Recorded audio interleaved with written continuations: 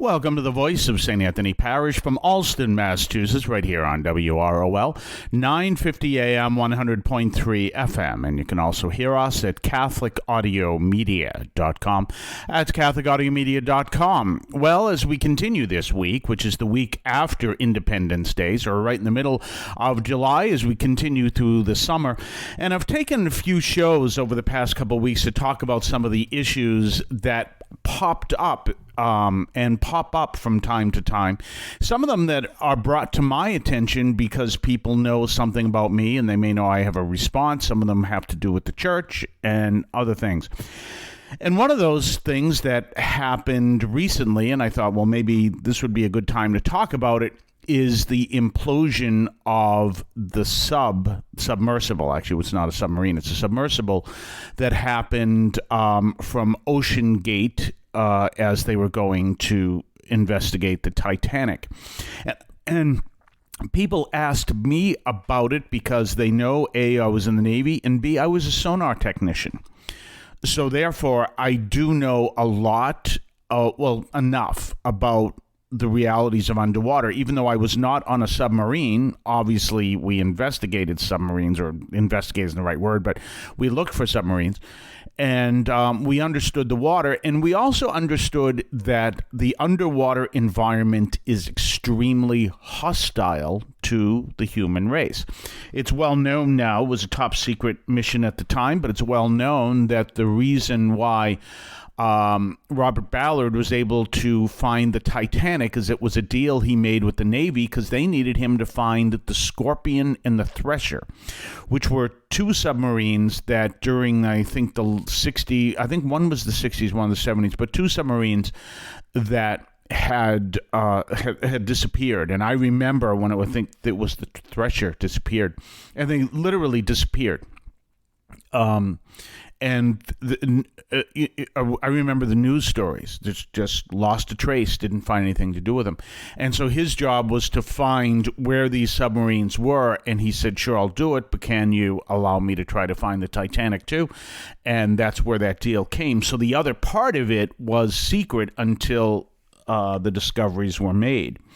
And I knew from my experience in the Navy that, as I said, it's a very hostile environment, and everyone knew that both submarines imploded, the Thresher and the Scorpion. And everyone knew that, and they knew there wasn't a trace. And that's a reality, because when you're dealing with being underwater, the weight of the water is intense. So you want to be careful, which obviously I don't have to worry about because A, I was not on a submarine, we just look for them, and B, I very rarely even swim. So I used to. I went to Wessagusset Beach in Weymouth and had all my swimming lessons. But the reason why I want to bring this up, because there's a great story in this reality. First of all, one of the great people in our society is James Cameron. And the reason is because he has done exploration underwater to the deepest part of the water, of the sea, and he's done it in a way that he's been able, and as a filmmaker, he's been able to bring these images and these realities to the surface so you don't have to. And, you know, I had told people after the sub disappeared, I knew from day one what had happened. I just knew. I said, the minute they lost communication, I'm going to tell you that was, they're gone. And after a few days, it came out and said, oh, they're gone. And I said, yeah, I told you. I knew that. But, you know, and a lot of people who knew about how the water, the ocean works and the depth and everything else, they knew. But by him going down there, he did a whole movie where he explored the Titanic. And if you can find the movie, I've seen it in IMAX because I love the story of the Titanic. You obviously are going to get a better picture than even if you were there, because he sends robots inside. He does all these things, and he does a wonderful job. And also, he goes to the deepest part of the ocean, the Marianas Trench. Now, I want to write him a letter because I want to ask him a question. I was told in the Navy that there's a story, and this is a legend, that a submarine was around the area of the Marianas Trench although obviously much at a closer to the surface, because there is no American submarine that can go. There is no submarine of any nation that can go to the Marianas Trench. It's too dangerous, and they can't tolerate the pressure. So the word on the street, this is what got around, that the submarine was in the area. And suddenly they hear bombing and explosions and everything else. And the story was that what they were actually hearing was the sound of submarines being destroyed from World War II, but that the sound had gotten into the trench and it was still reverberating.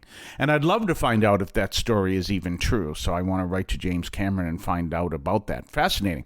I'm going to talk more on the other side of the break. You're listening to St. Anthony Parish and the voice of St. Anthony from Allston, Massachusetts. We'll be right back. Don't forget to tell others where they can find our program. You can hear us on WROL 950 AM and WROLradio.com at 3 p.m. Eastern Time, Monday through Friday. We then podcast the program on your favorite podcast platform and at CatholicAudiomedia.com. That's CatholicAudiomedia.com. You can also hear us at our parish website, that's St. AnthonyAlston.org. That is StAnthonyAlston.org.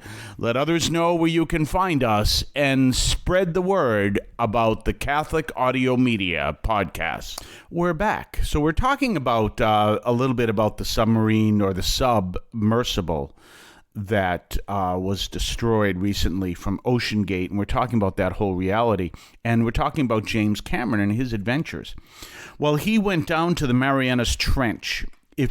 And he was the second journey down there. I'll tell you about that in a second. If you know anything about the Marianas Trench, it is the deepest place on the face of the earth.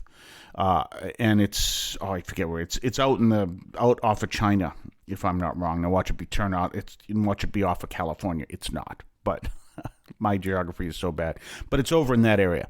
And the Marianas Trench, I think, is 7 miles down.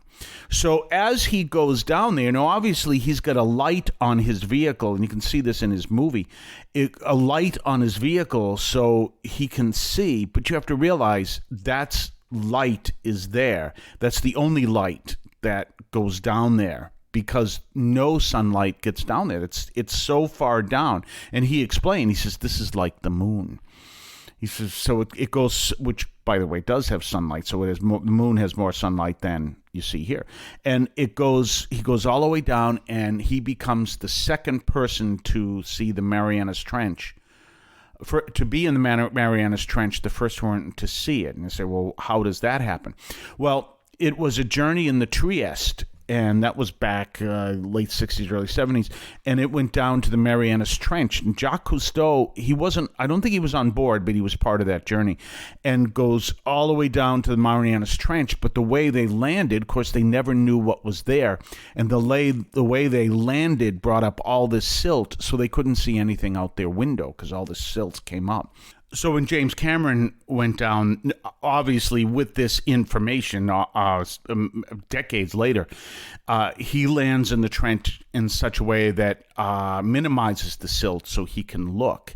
And if you have a chance to see this particular movie, I think it's called Deep Sea Challenge. Check out deepseachallenge.com. And it's all the story.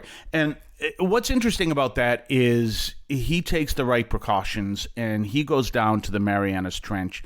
It's a fascinating adventure. And, again, this is the deepest part of the ocean.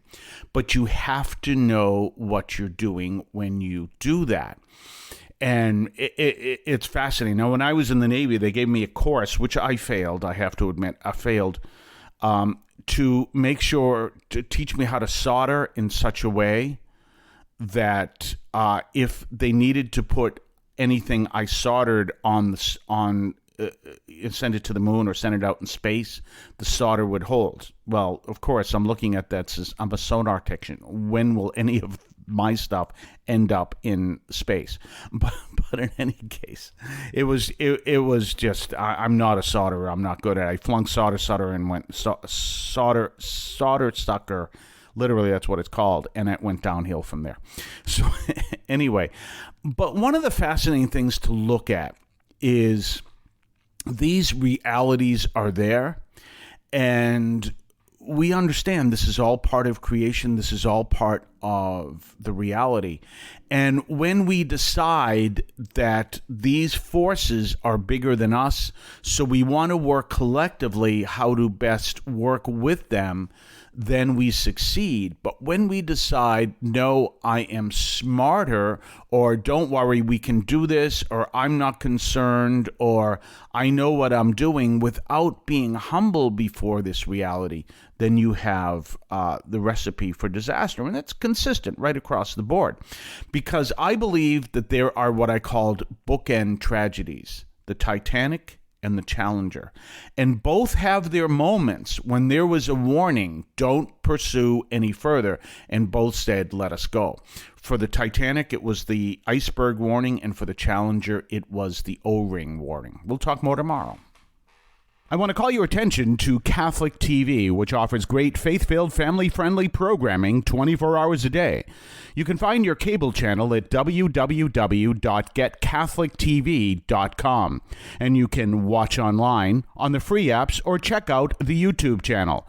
Daily Mass, Rosaries, the Divine Mercy Chaplet, and the Our Lady of Perpetual Help Novena are all available online and on demand. Check out CatholicTV.com. If you would like to support our program, please consider a donation to St. Anthony Parish in Allston, Massachusetts. There are several ways to consider this. One is to purchase any of our merchandise, which you can find at the shopping tab at CatholicAudiomedia.com. That's CatholicAudiomedia.com. There are coffee mugs there. There's also my latest book, Encounter Christ in Your Humanity, all of which you can find at the shopping tab at CatholicAudiomedia.com. You can also donate to the show directly through either the Donate tab, also at CatholicAudiomedia.com, or by sending a donation through the U.S. Postal Service with your questions and comments at 43 Holton Street, Allston, Massachusetts, 02134. That's St. Anthony Parish, 43 Holton Street, Allston, Massachusetts, 02134. Finally, the best way you can support our parish is to attend Mass on Sundays at 10 o'clock and be a part of our parish. We thank you for any support you would like to give to St. Anthony Parish in Allston, Massachusetts, the sponsoring parish for this media outreach to Catholics and other Christians in the WROL, WEZE, and podcast listening audience. In Cristo vivimos.